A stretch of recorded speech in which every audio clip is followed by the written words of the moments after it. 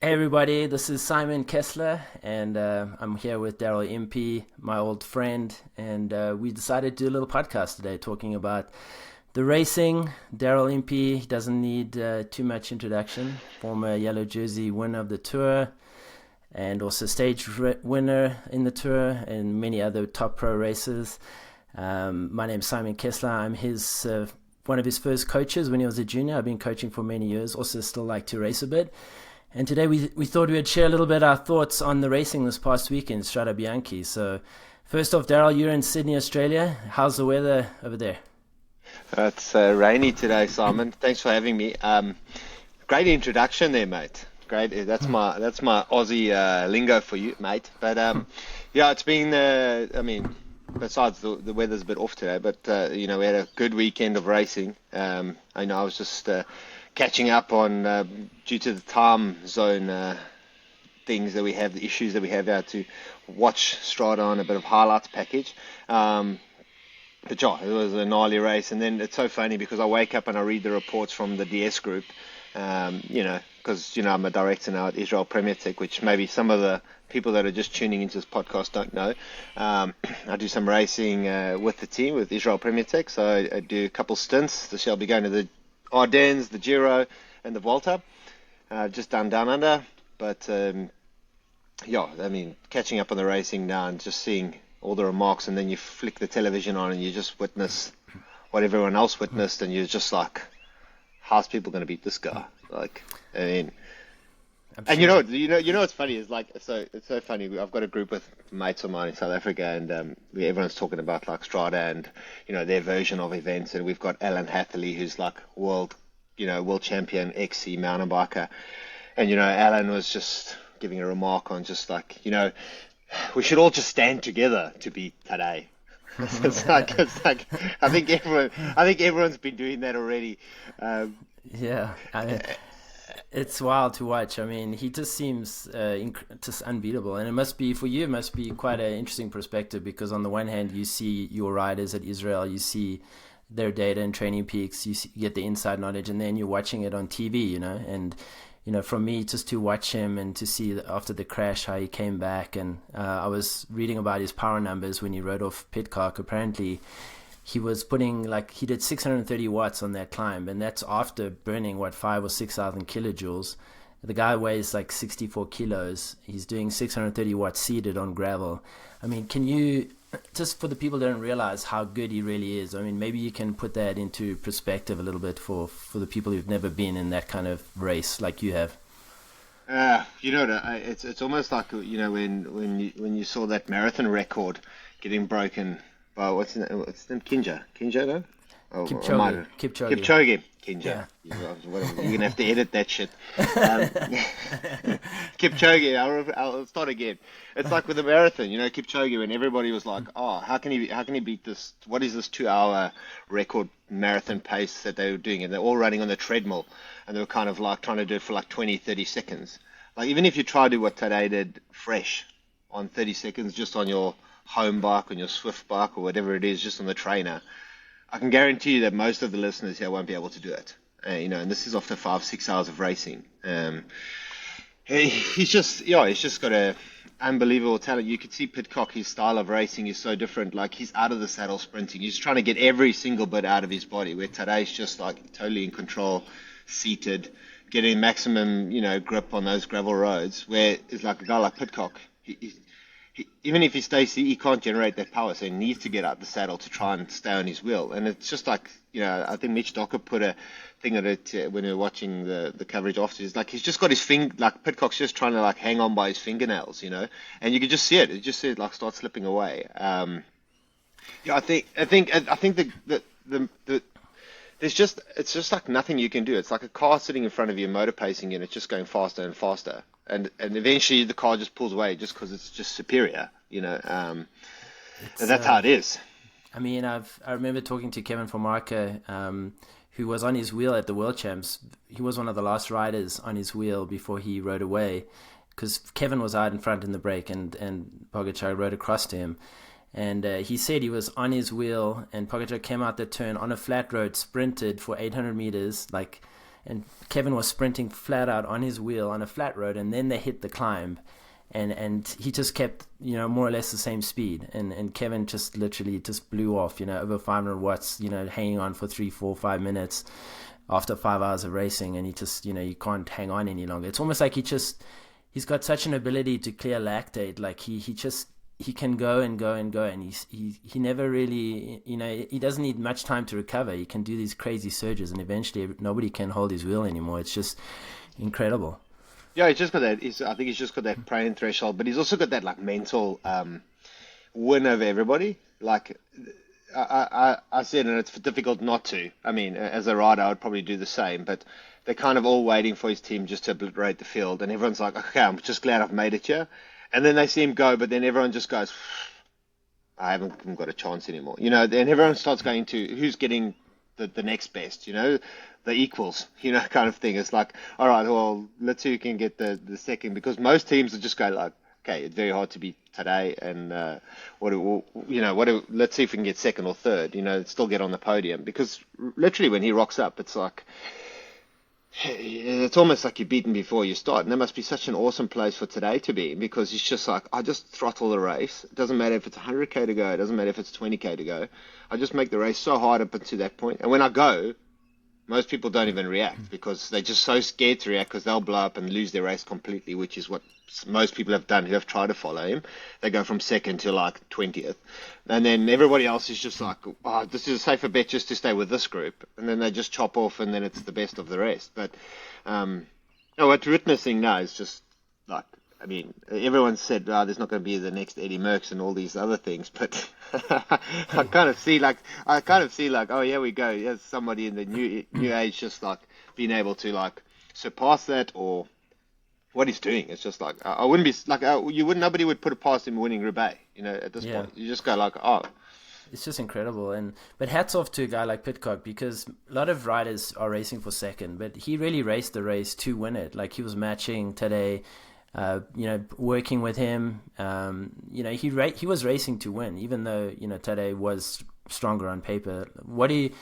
That was a good mindset. That was a real winning mindset from Pitcock. And what are your thoughts on how he raced? Do you think he could have done something better? Do you think he should have waited like he did, or? Man, to be honest, I don't think he had a choice if to wait or not. Like, I think he knew.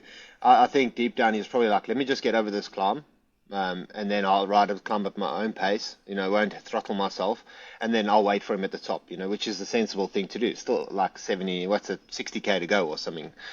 He needs today to ride to the finish line, like even to get second. Or even to win. You need a guy to chop off with you for that amount of distance.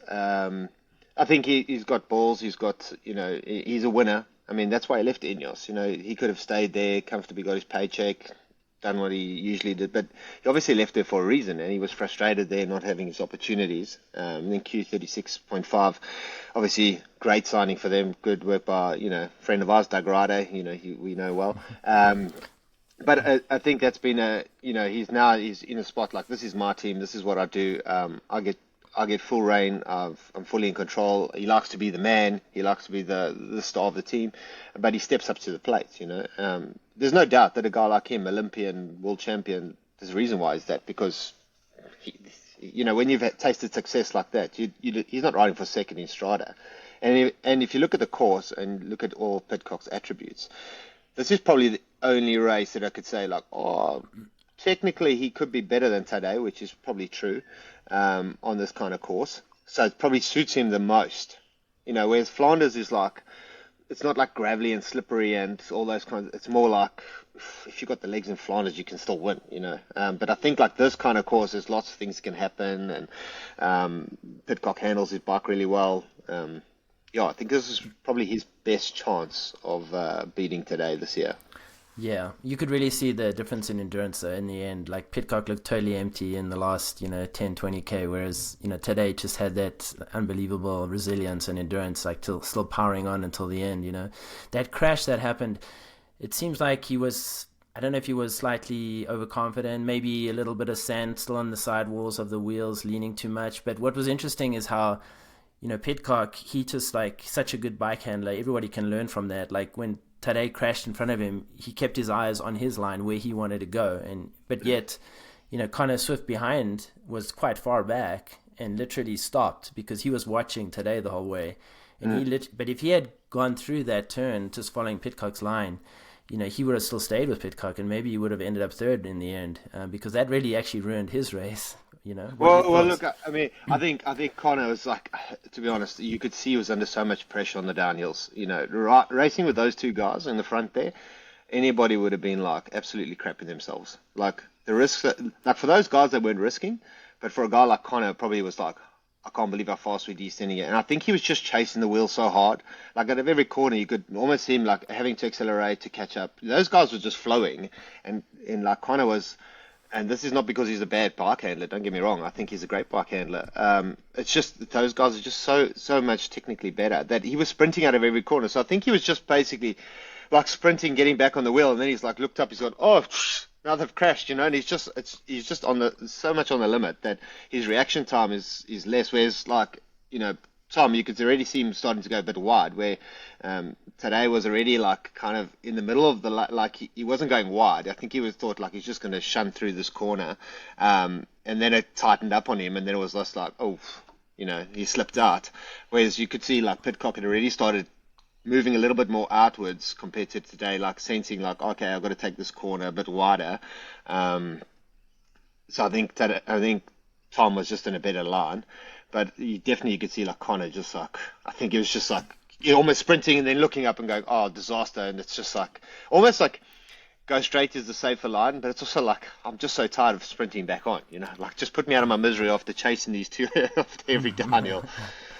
I'm sure fatigue had a lot to do with it. I mean, he was out front in the break all day. It was probably a bit cross-eyed at that point where your reactions are not quite the same anymore, Let's talk a little bit about some of the other guys who did really well. I mean, obviously another incredible display by Tadej being injured, and also again showing his courage to come back like that from quite a hard crash. I mean, that's going to hurt for sure. He had quite a lot of road rash. We had an amazing display from Tim Wellens, who got third. He was super strong there at the end. At one point, it almost looked like he was going to catch today. I mean, UAE, what can you say about them? They have riders who are, so many riders getting results. It's not just today. I think that whole, for me, it must be a lot of that must just be the confidence that Tadej brings and all the guys win. It's kind of like Quick-Step was, 5-10 years ago when everybody was winning in that team. It's kind of like that same feeling, I feel, where it elevates the team. There's two factors with UAE. I mean, the first one is that they've got the money to buy whatever they want, right? So they've got, like back in the day when Sky used to have the super team for the Grand Tours, and they had everyone. They had Froome, they had Wigo, they had Geraint Thomas, they had all the headers in one team. Those guys on their own could win the Tour de France, So when you're a team that's so heavily stacked, where like UAE does, they've got every team that goes to any race, they're super stacked. So they've got probably, if you look at the bike riders they have in their team and the amount of points and you put them in the world rankings, like many of those riders are pulling into the top 100. They're the best bike riders in the world. So they've got the money to do it. So all-round team performance, you can imagine when they go in training camps, when they go anywhere, the level is so high just when you start a training camp versus just like, anybody else that goes on training camp, it doesn't have that depth. So these guys are training in, basically they're riding with Tadej, who's riding at 350 watts for most of the day, and then they're just like, that's the level, but that's what they're training at. You go in a jumbo camp where it's so heavily stacked, where you got Wout and those guys like all putting the hammer down, and everyone's just at a different level. So they're, it's like competition. You only race as good as your competition. I always believe in that saying. So when those guys are like camps and the team spirit, team vibe, they're already like probably up a little bit on every other team, riding harder.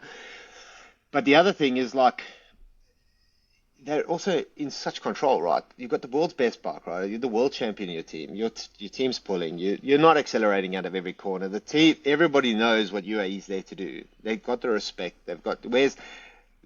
Behind that, maybe you get like a Jumbo, maybe you get an Ineos, maybe you get somebody else, maybe an Alpecin or whatever, Van der Poel's there. But as soon as those big stars out of those teams vanish, they're not getting space in the peloton. And it just becomes this big washing machine behind the team that's pulling. So Tadej and them are not sprinting. So throughout the day, 3, 5, 6 hours of racing, these guys are not sprinting. You know, like when I talked to Chris Froome about like the difference when he joined Israel versus Ineos, he said, "I can't believe how like hard it is back there." But it's just, but that's like welcome to the real world. That's like the normal thing for all of us, right? It's like if your team is so dominant, so strong, it can just be like, oh, it's like a lead out in a sprint all day. You're just sitting there waiting to do your one or two big efforts versus like sprinting, fighting at the corner, sprinting, fighting at 600 watts, 600 watts, 600 watts. Eventually, that energy just dissipates, right?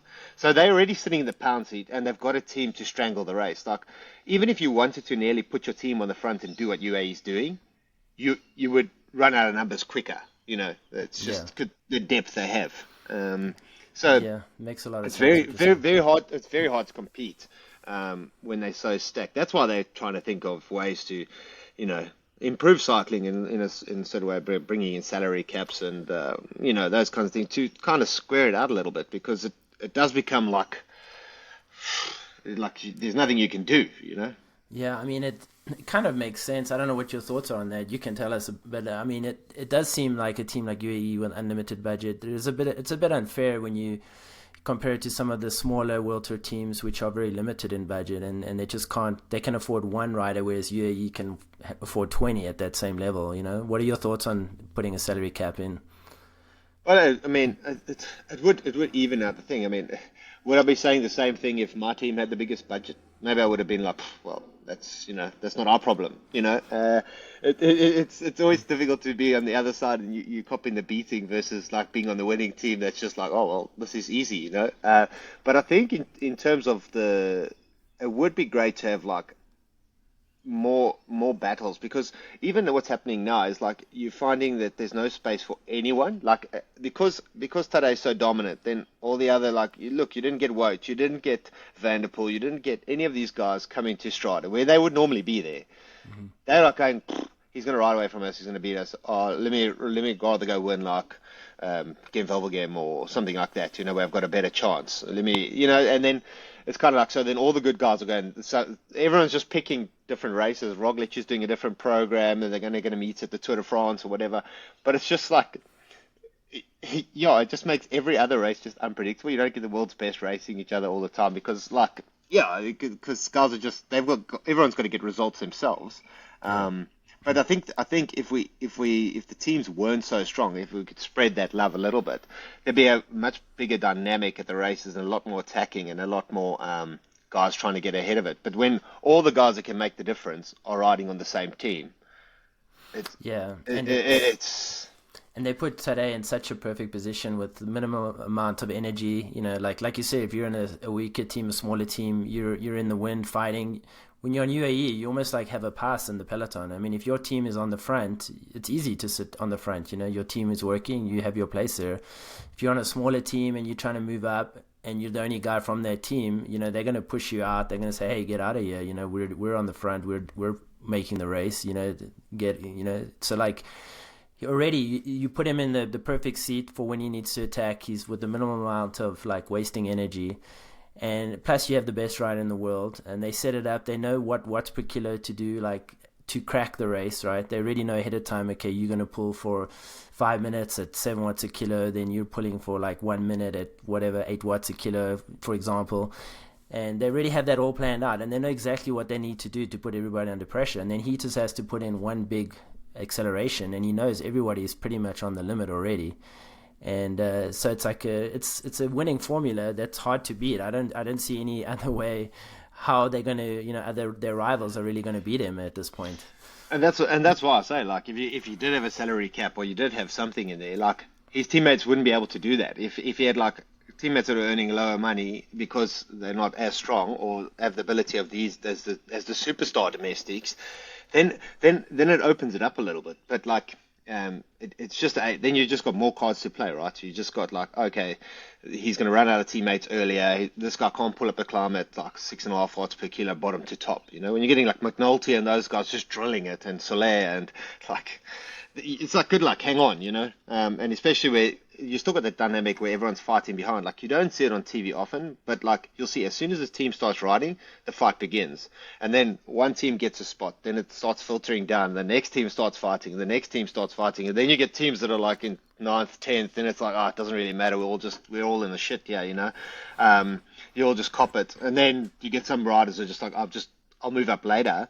But then you start seeing when it comes to a key point is like that fight begins again, but it never begins by UAE. It doesn't become a fight of like, oh, I'm gonna race UAE now, because then UAE chooses the side of the road. They stay on that side of the road. You'll see another team on the other side of the road drag racing, but they're only going as fast as UAE.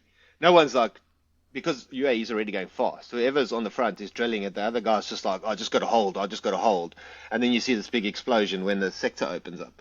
But the whole thing about it all is that, yeah, the racing just becomes so tough for everybody else. But it's like beating a dead horse, right? It's we're not going to get there with this. I mean, it is what it is right now, and when you've got the world's best bike rider there, there's no surprise why he's winning, you know. And I think I think it's good for the sport. I mean, he is so dominant, which could be boring in a sense, but he's got a lot of charisma. He's seems like generally a nice person, like a fun guy and down to earth. And I think he's really elevating the sport just with who he is as a person. You know, the way he wins. He's probably one of the best world champions we've ever seen. He's probably going to get the most wins in a world champion jersey as well. And like you say, like, he's a good guy and he's not boring to watch. It's boring because he wins. It's boring because like nobody else is taking him on, but that's not his fault, right? It's like this guy, he's racing, winning. Sometimes he wins the world championships, taking like 80, 90k to go. You know, like it's boring because you're watching him on TV, but it's actually so, like, you admire the guy too. You're like, this guy could have waited till 30k to go. It could have been still the same boring race. It's not, you know, but he's actually made it more exciting, going like, oh, can he hold on? He's got like Remco, all these big hitters chasing him. Like, that's still exciting, right? It's like, I mean, of course they don't catch him, but I think he's a great world champion, and he's great for the sport. Like, he's just so dominant, and it's, you know what, even if he didn't have the same team, he would still be winning just as much. It's just he wouldn't be winning as easy, but. The fact of the matter is that this guy can do what he wants, you know, and that's it. Genetically, I think, you know, you take a genetic freak in a sense where he's just got such incredible physical attributes combined with like the mentality of a real winner, hard worker, developed into a great team. I mean, in the early days, the team wasn't necessarily like outstanding the way it was put together, but I think they had to step up the game when they got a rider like Tadej winning the Tour de France at a young age. And I think it's just a really good formula that they got right now, and I see domination for quite a few years to come. We'll see if Remco can step up even more. Maybe he can challenge Tadej in certain ways. I don't know. He's probably the only younger rider I could see right now who could really challenge him. I know he's beaten him quite a few times in time trials. Do you see anybody else who could even... I mean, Vingegaard is obviously, I think climbing-wise, is also somebody who can challenge him, like in the Tour de France in the third week. I think if he's on top form, I've seen him, you know, totally ride away from Tadej before. So I think those are the only two that I could see right now that can really challenge him. What do you think? Yeah, I think so. I think, like, if you're talking general classification on big grand tours, I think Vingegaard is probably, at this point, is probably the only guy who can challenge today. Remco's definitely well up there. Just in terms of climbing ability versus those guys when they're on top shape. Like, I mean, Remco's obviously just as good, you know, but I think they've still got that little bit step up. Plus, Remco's had a few bad injuries, you know. Let's not forget, you saw last year Vingegaard when he has one setback. You know, it does take something off. Tadej, the year before, when he broke his wrist at Liège, he didn't win the Tour de France. You know, a little setback sets you back quite a bit. So I think Tadej's been he's been very consistent. He's only had minimal injuries, where Vingegaard last year also had that crash, the same crash as Remco. So those guys are coming back. So always playing catch up, you know, get ready for the Tour de France just in time. They're not as dialed, but just because they've had those setbacks. Do I think that like Remco can beat Tadej? Yes. Do I think he can beat Vingegaard? Yes. he's a weapon. Time trialing is probably better than both of them. So he's got an upper hand there. And yeah, Remco also races with balls, eh? He's also a winner. He's a winner. He's a winner. And you got to won the Volta. He's a great guy to be around in the peloton. Yeah, he's a good guy. So I think it's just going to be hard to beat a guy like Pog, but everyone is beatable, man. You can have one bad day, a crash or whatever. Like I say, no one's invincible. Yeah. We saw already on the weekend. Like, had that crash been a bit more severe for today, maybe he wouldn't have won. Maybe Pogačar wouldn't have won that one. So everyone can make mistakes, and he is it's beatable. also everyone is beatable, and the same we tell our guys. Like, I know it's very difficult to win today, but we're on the start line, and we start just thinking on the start line you've got no chance, then we're pretty much, what are we doing here? Yeah, I mean, racing is so mental, and often as a cycling coach, I'll tell my clients that like you might only be racing 5 or 10 people in a race of 100 plus riders, because only 5 or 10 people actually believe that they actually can win, right? The rest are maybe hoping to win, and then half the peloton is just hoping to do well, or maybe they have a role in the pro peloton that they're like a specific job they have to fulfill. But so if you can be one of those 1% or 5% of guys who actually believe in themselves, that's you already step up on everybody else. And I think that's key, is for these guys to still believe that they can still beat Tadej. We've seen it twice with Vingegaard beating him in the Tour. I know one year he was injured, but he was quite dominant, Vingegaard, in the past. So it's going to be exciting. It's going to be an exciting year. Looking back at the top 10 of Strade, to come back to Strade, we had some names in there that, some really good rides. Ben Healy was fourth. I mean, he's a young rider. He's a super strong guy. I mean, super talent. Yeah, super strong. I mean, super talent. I mean, the guy who impressed me the most would have been Valgren. Very, like, bad injury 2 years ago, broke his pelvis, similar to what I had. Took a year in racing at the Conti level, just to kind of find himself again and build it up, which I think was such a, geez, man, that takes guts to do that. I wouldn't have liked to have raced back down into Conti, but it just shows you that he's willing to take those steps, and then he's back, like in the World Tour, back racing, like in the front where he usually used to be. For me, that was a standout ride from Valgren. I think, just knowing what's happened in the past, it was a super ride. But like Ben Healy, he's also a guy who's not afraid to get stuck in, have a long range attack, exciting rider to watch. And it's a shame for these guys, because they are so good actually, and it just gets washed away from how good Pog is. But they're actually, the rides they're doing, it's super impressive. You can just tell how hard the race is when you see that top 10, everybody came in on their own. There was not one group that, it wasn't like one person came in, and it's 20 seconds, 30. It just shows you how that race just got totally obliterated. I mean, we were 80K, I think half our group guys were already out the race just from crashes and that. It was just dodging all of that, it's just already a win. The amount of climbing in that race is crazy. Every year they seem to add more climbs, and how many, isn't it 5,000 or close to 5,000 meters of climbing at the end?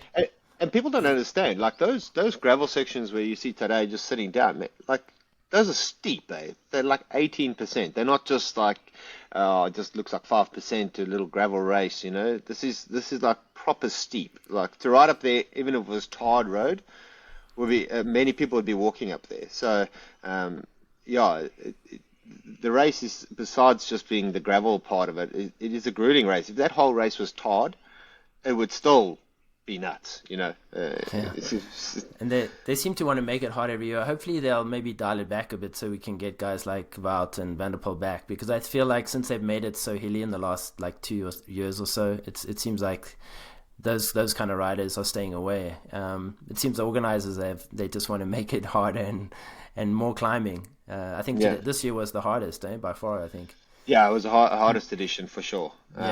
Super dusty, and it's man, there was carnage in the cars. So you speak to the directors, cars are knocking riders over, and it's just not knocking them over, but I mean, like, couldn't see, and riders have got it's super dangerous. Yeah, you also had Pedro Bilbao. He's always, I think, does quite well in this race. He's a class rider, always consistent. Magnus Cort was impressive. I mean, he's not a real climber, but that was sixth place for him, was really impressive. And Johnny Vermeer seventh. Alpecin have impressed me this year in some of the other classics. They were very present already, way more than Nibisma.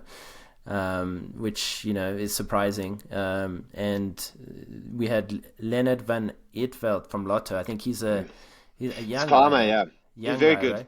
Yeah, very good climber as well. So he's got we saw what race was the beginning of the year, was UAE. I think it was UAE, if I'm correct. Yeah, he was right up there. He's a class bike rider. Always present, always, like, when the road goes up, he's very solid, and showing that he can do races young like guy these. too, right? Very young. He's young. Yeah, he's Didn't very he do young. well in Tour de l'Avenir last year, I think? Or was it him? Maybe, I'm not sure if it was him. Maybe it was 2 years ago. Okay. But he might have done it last year. Sorry, I actually not up to speed on that. But if he did l'Avenir last year, he would have done it as a pro.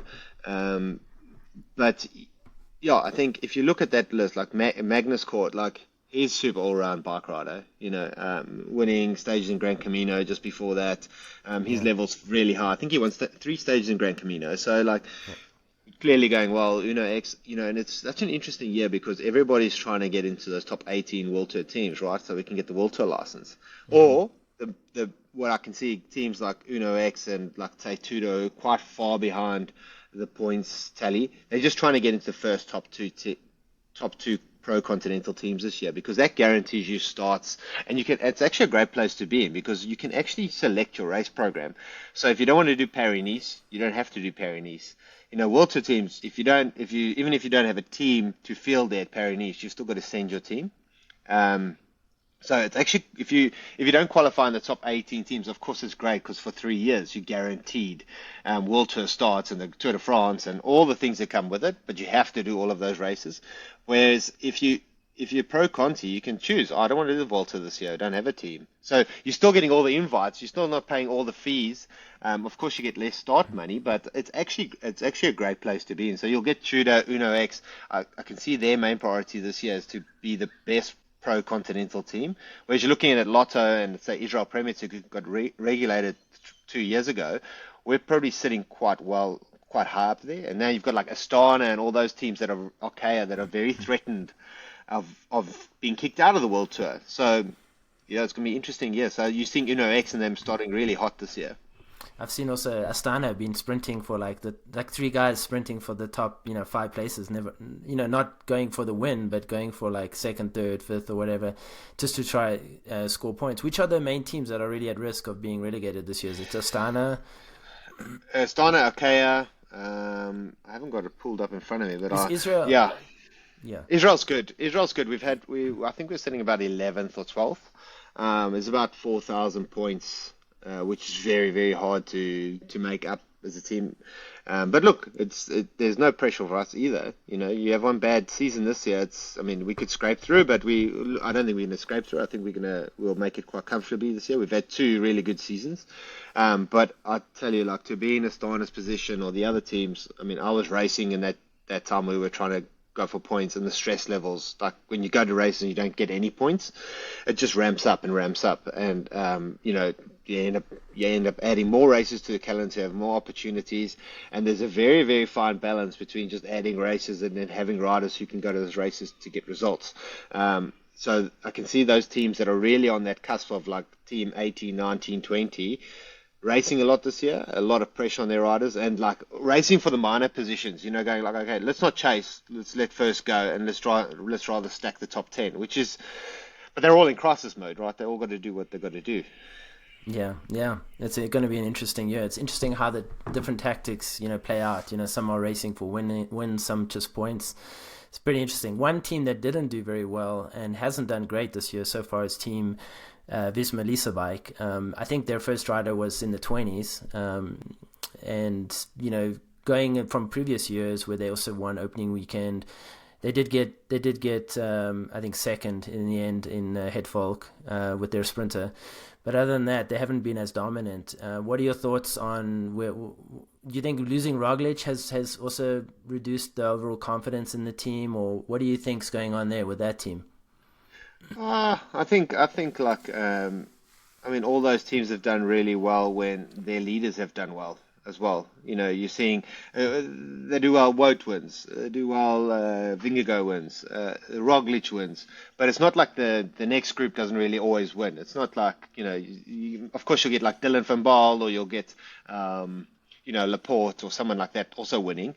Not as much Tratnik, guys like that. But the thing is, like, when those top guys are not winning or in a position to win, they almost see the team as like, oh, where are they? Because those teams are built around those guys. It's not to say they don't have guys who can win as well.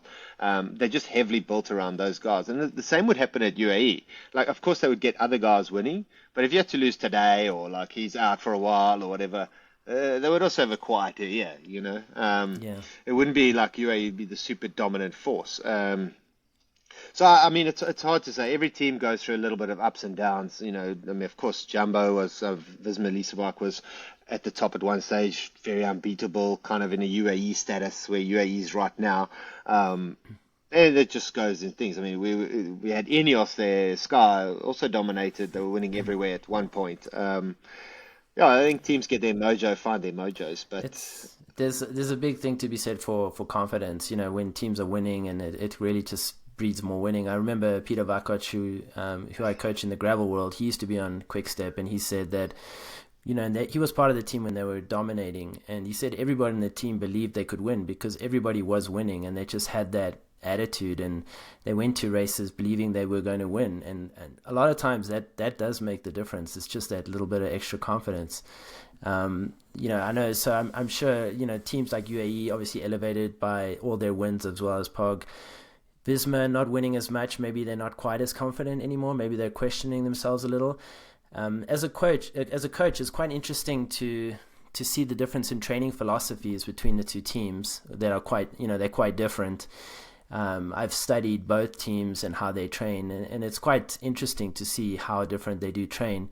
What are your thoughts on the whole crank length thing, where Visma, according to some of the, I don't know if this is 100% true, but according to some of the publications, they put everybody on, 160 cranks with Vingegaard on 150 cranks. He went from 172.5 to 150. That's, 2.25 centimeter difference. That's a big difference, right? Just to, switch from year to year. It doesn't seem to have really worked for them so far. I mean, do you have any thoughts on that? Not really. I think sometimes it's like trying to reinvent the wheel, right? It's like I don't know why you would also look for, when you're on top of things and things are going so well. Like, I mean, it's important to try different things, but I can't say that that's the reason why they're not maybe performing. And maybe sometimes they're saying they're riding 150 cranks in hopes that other people follow suit, and then they're still on 172.5. So who knows? There's such a game out there with everybody. Like, this is what we're doing. This is what we're doing. I mean, like, I wouldn't be surprised if teams start saying we don't have any carbs now. And they're winning everything, and then other teams are like, what? They're not having carbs, and they just try to do something else completely random. But I think it's a preference to that. Like, I don't think that's going to be. I mean, maybe I don't know how they sit on the bike, or I don't know what the philosophy is around that. I'm not in touch with that kind of sphere of everything. Maybe you can give the reasons to why you think people would change the crank length so dramatically. Yeah, I've heard from inside the peloton that the main advantage that they've done some testing. They believe, I don't know if this is true, but you hear things, you read things. But I think the main reason is, if you think about limbs moving like slightly less over hours and hours and hours, there's going to be a slight conservation of energy. So the idea being that you might have a little more energy at the end of a hard race because you literally aren't moving your limbs as much. You're making smaller circles. It's not as energy depleting. Also, when you want to hold an aerodynamic position, a lot of the problem with that is that you're blocking the iliac artery when you bend over, right? So that's why most people have a hard time putting out the same power when they're trying to be aero, right? And so if you use a shorter crank, you can open up that hip angle, and you can have better circulation running into your leg. There is there is studies that have shown that they've done studies from like 140 or 120 crank up all the way to 210, and the finding on some of these studies was that there was no difference really. There was a little difference on the very short and the very long not being optimal, but we're talking about like 1 or 2%. But really, the interesting part was there was no real difference. So the main difference is really just the idea that you can spin better. But the thing is, if you're spinning more, if you use a shorter crank, you have to increase your cadence to make up for the loss of torque, right? So if you're not naturally good at spinning, then I feel like it's a disadvantage to go to a shorter crank. I ride 1725s like I think you did for your career. I tried 165s. It felt very strange, very weird. It didn't feel good at all. Some people feel like it works for them, but I don't think you're going to see any real power increase. I think it's more about aerodynamics, comfort, circulation, and maybe less fatigue over many hours of riding. I think those are the main reasons, but it's really a marginal gain thing, I think, in the end. Well, look, I did it on my time trial bike. I used to ride 175s and I went to 165s for the time trial bike, and I found that made a difference. Like just you're talking a hip angle, things like that. But like, was it a game changer in the sense of like, oh man, I would have lost that race if I didn't have that crank on? No, it was maybe a little bit of a comfort thing more than anything, which means you could probably have a better ride. But I don't think it was like so huge that I'd say like, wow, geez, okay, these guys want to 150 cranks. You can see it. We're going to get 150 cranks, and good luck finding 150 cranks anyway. Like if you're on Shimano, you're fucked. Like well, I there's think no way they you're made gonna a special set. I think the SRAM one is definitely one that's made for Vindigo. It's not available for sale. So that's an interesting. You're gonna get all these people listening to this going, I'm gonna go get myself 150s. Well, I know guys who are buying it. It's funny. I mean, I think here we have Pogačar being the trendsetter. Everybody sees him going to 165, and they're like, okay. We need to go shorter to ride like him, But in the end of the day, it's who he is physically that makes him who he is, not because he's on shorter cranks. Yeah, exactly. To touch on just the training piece, as a coach, it's interesting to see how, Visma, they have a very strong philosophy on polarized training where they do like VO2 max intervals. They do a lot of long rides at a low intensity. They stay away from that tempo, like gray zone. They don't do threshold type training, hardly ever. And it does work for them. It has worked for them in the past. They do more hours than from what I see from the outside. Obviously, I'm not on their training, so I don't really know this 100%. But from what I see from the outside, it looks like they do a lot more hours. They'll do like a lot of 30-hour weeks, but a lot of low-intensity endurance. Whereas a team like UAE, they seem to do less hours. They might around 20 or so, 20, 25 is a big week. But their endurance rides are a lot harder. Their zone 2 ride is literally like 70% of threshold for like 3-4 hours, which is, for most people, for a World Tour rider, that's like 300 watts, or higher. They do a lot of that. They do, they might, I don't know if they do threshold intervals, but they do much more of that like gray zone training, that zone 2-3 training, and it seems to work for them. So it's quite interesting to see the two best teams in the world with quite different approaches to training. But I think in the end of the day, when you have the best athletes in the world, as long as you're getting in the volume and you're doing the hard races, I think you just basically, you don't want to make too many mistakes. But I think there's not just one way to be, to get to the highest level. I think there's different approaches, and I think it comes down to the volume, the racing, and I think if you get that right, I think you can fill that in with a different approach. Some doing VO2 max, some doing more threshold. What are your thoughts on that? Oh, look, I think like you got to remember that bike racing is still instinct. Like, we can talk about training numbers, we can talk about bikes, we can talk about all these things. And I find like a lot of even the professional riders focus on this, like on the 1%ers, the small gains versus like doing the major part of the job is waking up, getting up, doing your job, riding your bike and keeping fit, healthy lifestyle, eating right, paying attention to the things that really make the biggest difference. Then you can focus on the 1%ers later. But I think in general, the way UAE train is also centered around how Tadej races, right? That's his weapon, right? it's his weapon is like, I'll go throttle the race. So we might as well train, get the guys to ride 300 watts all day. That when they get to the race and everyone's like training at home going 250, 240, I did my efforts and I came home. They're like, no, just put it 300, learn to ride it, I don't know, burning 1,200 kilojoules an hour. And by the time I have to go, they're not even ready for that. So maybe they're training to a he wants to race. That's actually a good point. Yeah, I never thought of that, but that makes a lot of sense. Yeah. Maybe they're just going like, how do we win with these guys? Okay, what can not even Vingo? What does Almeida? What do all these other guys need? Oh, they don't want to like Almeida's not great technically versus like many guys, but maybe he's the same scenario. Just throttle the race and go. Okay, then when it's time to go, we go.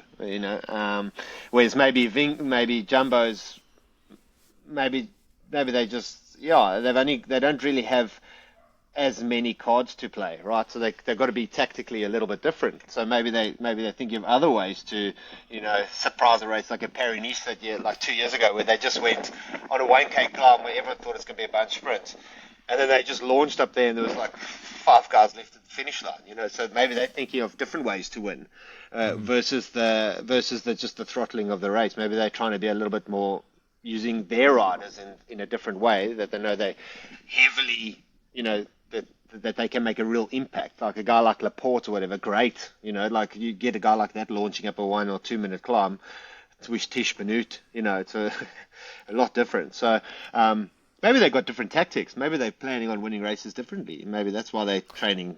I don't know. Yeah, that makes sense. I mean, I never thought of it that way, but I mean, that does make a lot of sense. But it is interesting, especially for me as a coach. So to touch on, before we wrap it up, what are your thoughts on I don't know if you caught the women's race, but Demi Vollering, against Anna van der Breggen in the final there.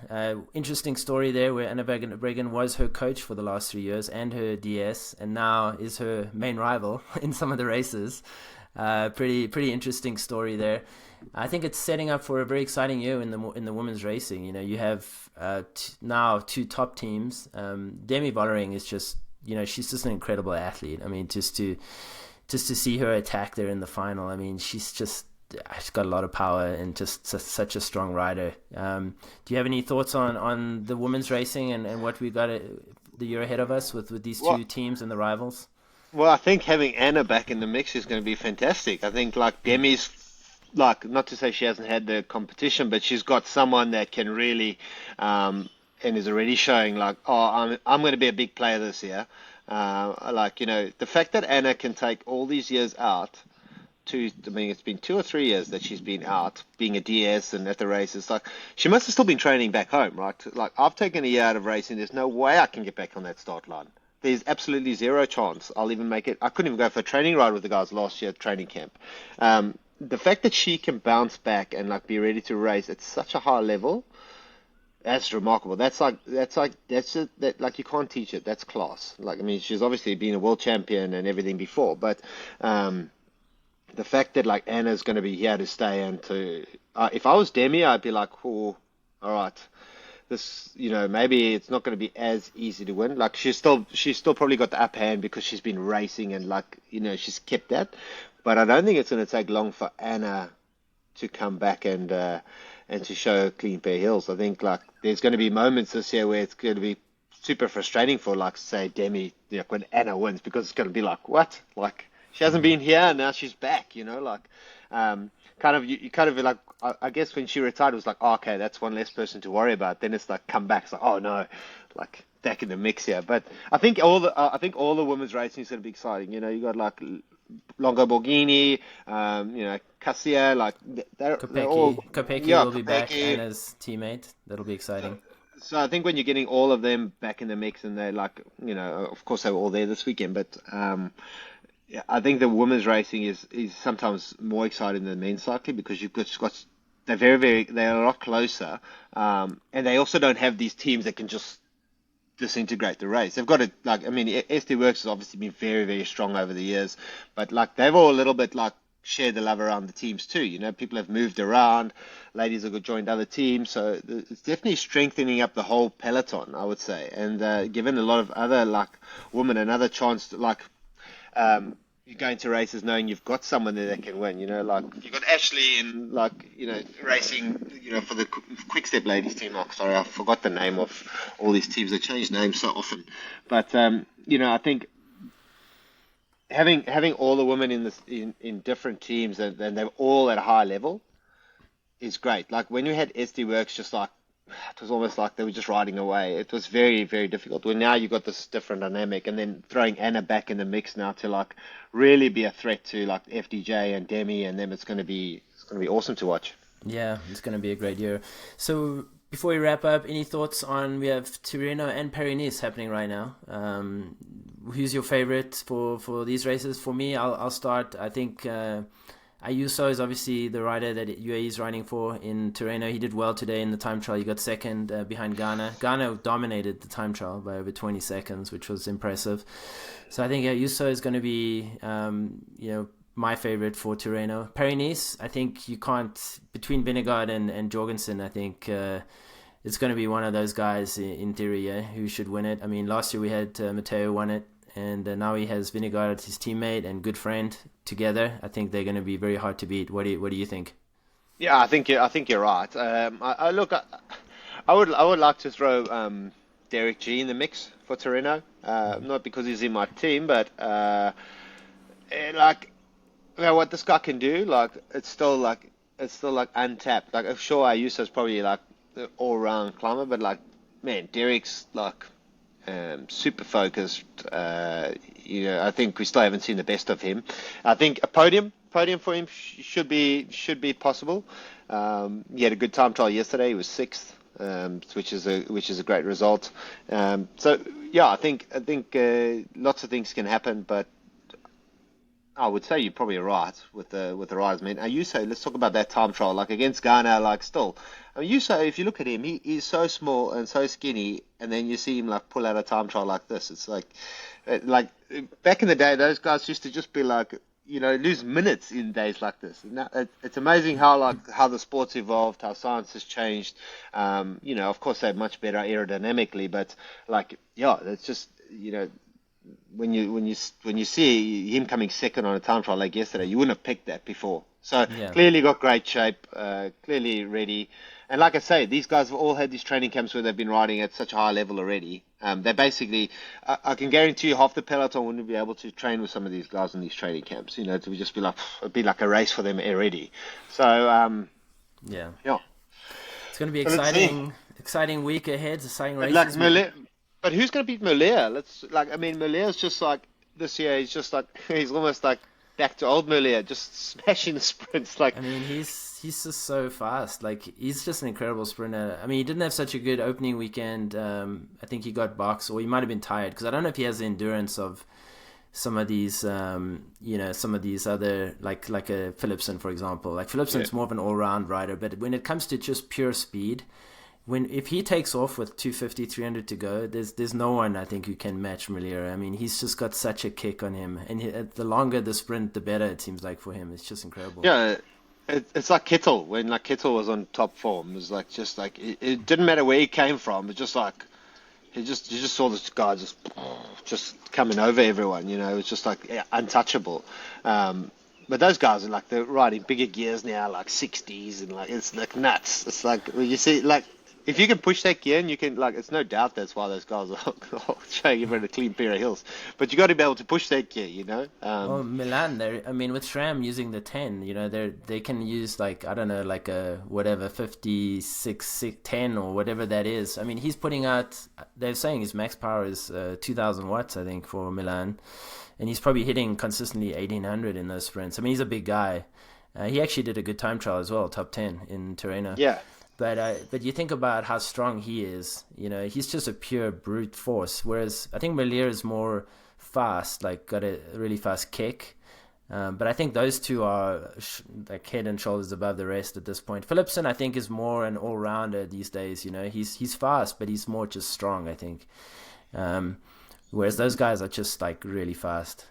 No, look, I mean, you see the rides he's done at Roubaix and all of that. That suggests that his capacities a lot higher fitness, or like not fitness, but all round capacity. Like winning the green jersey at the Tour, like being able to get over those climbs and then still being able to sprint. And then some of those days he makes the sprints where you're like, he's not going to make that, and then he does. And you're like, some GC guys are getting dropped. So like, if Philipsen wants to turn it up on some days, he can, and that's probably the difference between, like, Malia, you could just say pretty much that he's not getting over there, it's pretty sure. But whereas Philipsen is, yeah, he can kind of do everything, but he can still win a race like Malia as well, with the right lead out. So interesting. Yeah. It'll be interesting to also see how Caleb goes this year with Ineos. Ineos, that's going to be a lot. Let's see what's going to happen there. Back into doing track training, which he hasn't done for like 10 years or more, which is going to be interesting. I remember when Cavendish had his best season with Dimension Data, I think it was before the Olympics, when he was training on the track, and then, that track training combined with some strength training, and he was just unbeatable on the sprints. And I think when the guys go back to the track, often they get back their speed, from their younger years. So I'm curious to see what happens with Caleb, doing track training again, like he hasn't done for many years. Personally, I'd love to just see Caleb back up there. I think, I raced with him, teammates with him, and he's a fantastic bike rider. Maybe he just got a little bit, I don't know, I wouldn't say mismanaged, or sometimes things just don't click, he couldn't find his groove, kind of went back to Green Edge, thought that's what the piece of the puzzle that was maybe missing, and then that team's changed as well over the years. So maybe he's just found a new spot where he's like, okay, these guys really want me, I really want to prove myself again. And I'd love to see him back up and winning, because I think when he's on top shape too, like, San Remo a few times, he's like been able to climb with Van der Poel. So I mean, he's a guy like Philipsen, like he can also hard day take him on. So it'd be great to see if Caleb can find himself again. It'd be super to watch. And we can't end this without talking about Van der Poel. Comes back first race, and that guy is just pure class. I mean, he's just incredible. I mean, he's, it was interesting to hear his former teammate, Axel Laurence, was saying, what it was like to race with Van der Poel. He said he was just, super relaxed and just chilled. And when you're that good, when your grandfather's Raymond Poulidor, when your dad is Adrie Van der Poel, some of the best riders of their generation, you've grown up in the sport, one of the best bike handlers in the world, just incredible rider, just pure class. I mean, to watch him, you can just see the class. It's going to be exciting to see. I mean, what do you think about Van der Poel? I mean, Van Aert, I think, is going to be between him and maybe Pogačar. Who knows? Yeah, I think like if I have to put my hand in the fire, I'd say he's the best one-day racer we got, hands down at the moment. He's not trying to be something he's not. He's just going like, all right, I want to go for the classics. I want to try win this. I want to win San Remo. He's probably the only guy that can take on a Pog or whatever in races like the one-day races that suit him. Flanders, Milan, San Remo, races like that. But the thing with Van der Poel is like, he gives like everything always. And he comes and when you see him like Strade Bianche like 2 years ago, like attacking Alaphilippe or whatever up that hill, and he's just got this brute power that nobody's got. Like, even if you watch the cyclocross and you see him sprinting against like Wout or whatever, he's just got this like standing up the saddle. Nobody has that. Like, he's just got this like force that is just unbeatable. And then on top of it all, like, he's got all the other attributes, but looks super good on the bike. He just when you see him, he just looks classy. There's never like an issue with him. And the big thing with all these guys is, like, we talk about, there's always crashes in the peloton. There's always things that go wrong, and there's always, these guys are always there.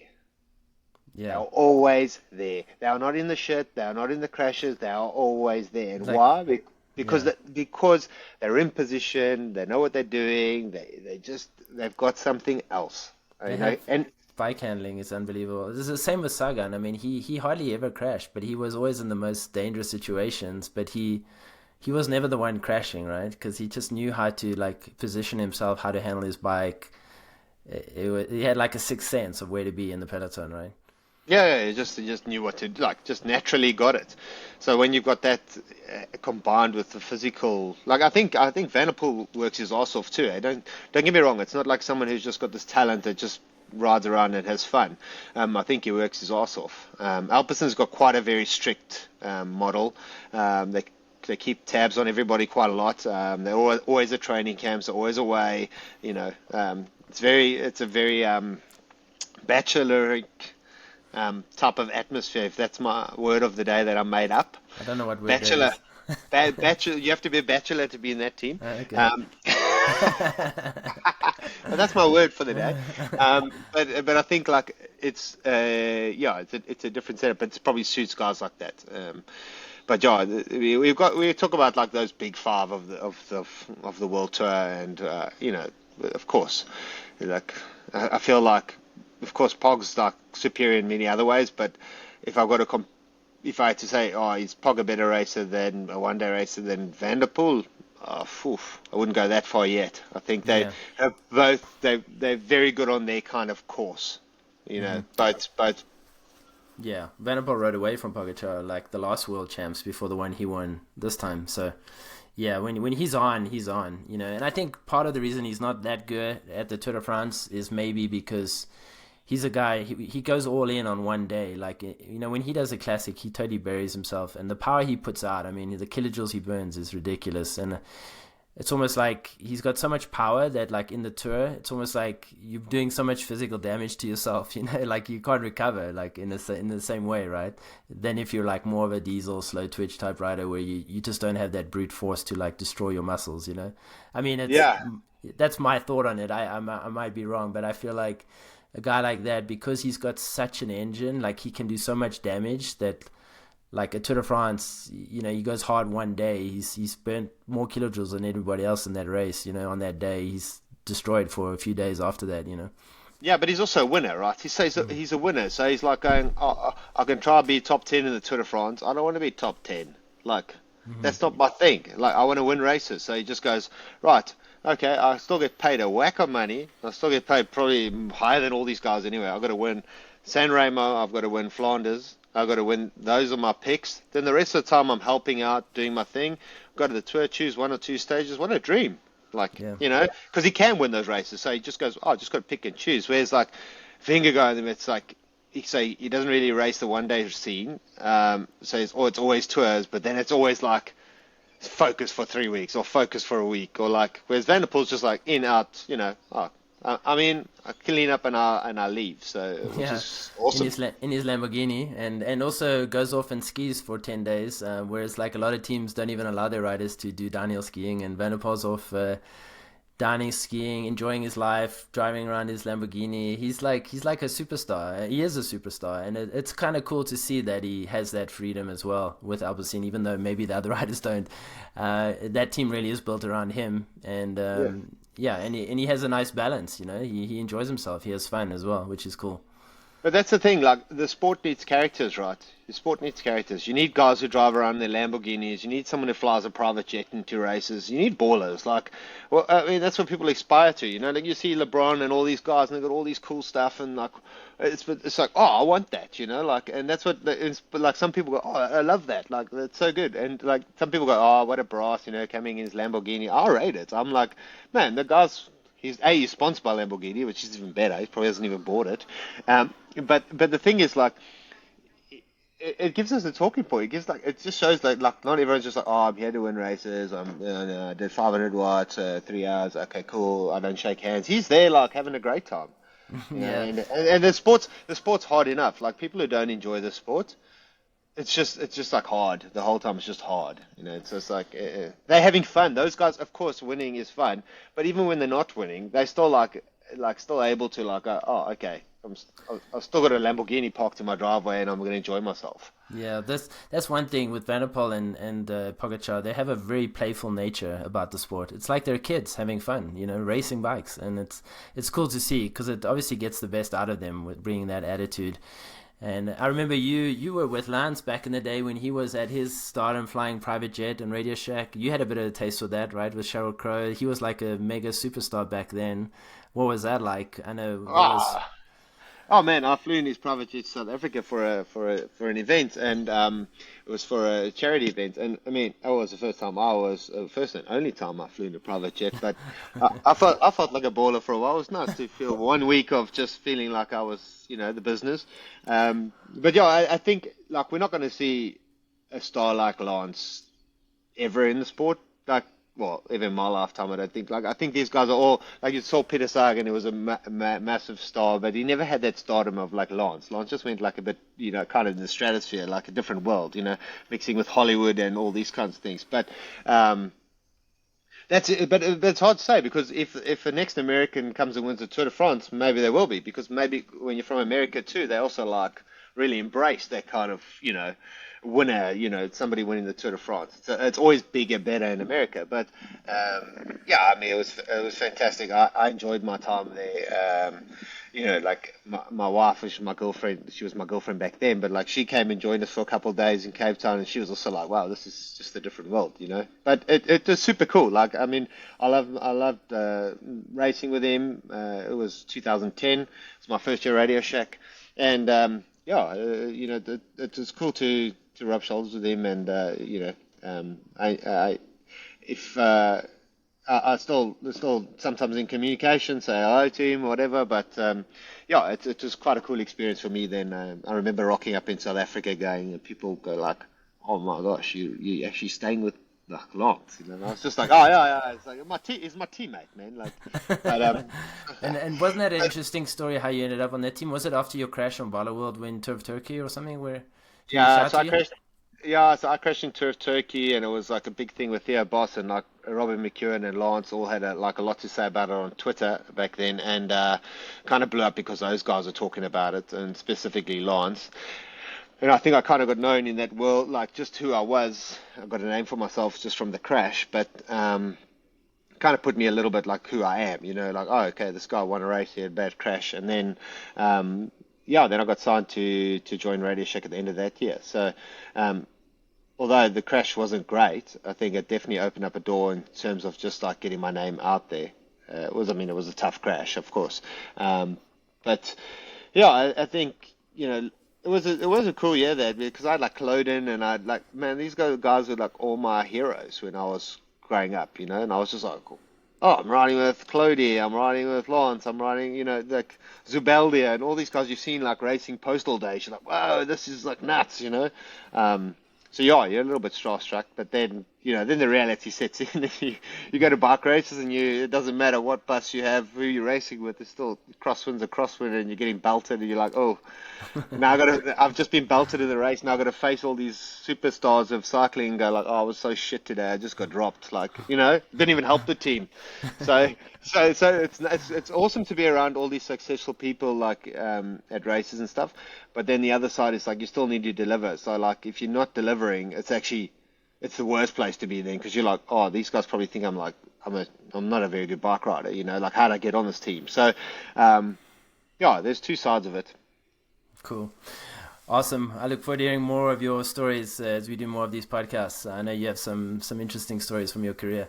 Yeah, so we still need to come up with a name, mate. And we'll leave it up to what some people think. Maybe some people can give us some ideas. Let us know if you enjoyed this podcast, if you want us to do more. We're playing with the idea of doing more of these, and if you found this interesting and you'd like to hear from us again, please let us know. But yeah, it's been a pleasure, Daryl. Good to chat with you. Good to see you. And I think we'll wrap it up here. We'll wrap it up. Thanks, guys. Thanks for listening, and I hope to be back on soon. Cheers, everybody.